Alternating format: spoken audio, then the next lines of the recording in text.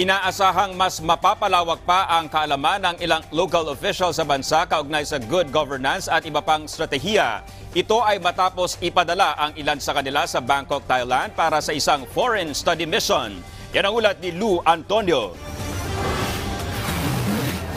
13 mayor, vice mayor, councilor at tourism officer sa Pilipinas ang lumahok sa isang foreign study mission na ginanap sa Bangkok, Thailand. Ito ay ang Adaptive Governance and Innovation for Local Executives o AGILE program na inilunsad ni Senator Francis Tolentino noong 2021. Isinagawa ang programa sa pakikipagtulungan sa Development Academy of the Philippines at Foundation for Thailand Productivity Institute. Layo nito na matulungan ang mga lokal na opisyal na magkaroon ng kaalaman ukol sa good governance at iba pang stratehiya na makakatulong sa pag-unlad ng kanilang mga bayan. Isa lamang si Mayor Marcos Mamay ng Nunungan, Lanao del Norte na kasali sa delegasyon ng Foreign Study Mission. Aniya, marami siyang natutunan mula dito tulad na lamang ang stratehiya ng Thailand sa pagsulong ng halal industry na makakapag-unlad ng turismo at digitalisasyon para mapabilis ang mga transaksyon sa gobyerno. Napakagandang strategy po ito, initiative na ginawa nila para ma-equip po kami bilang isang mga elected official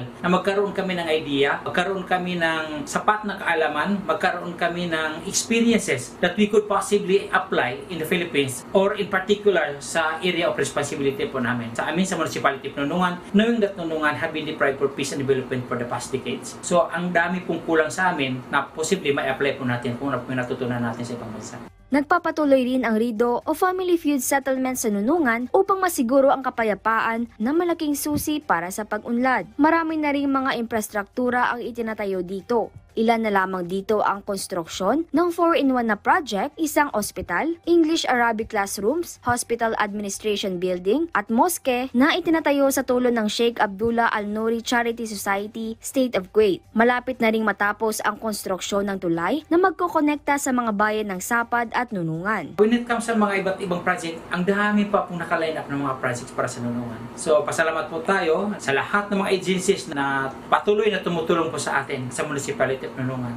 Malaki din ang pasasalamat ni Mayor Mamay para sa mga natutunan niya bilang isang former cadet ng Philippine Military Academy Class of 2004. Bilang Vice President for External Affairs ng League of Municipalities of the Philippines, aktibo rin ng alkalde sa mga international events upang irepresenta ang Pilipinas. Mula dito sa Iligan City, Lou Antonio para sa Pambansang TV sa Bagong Pilipinas.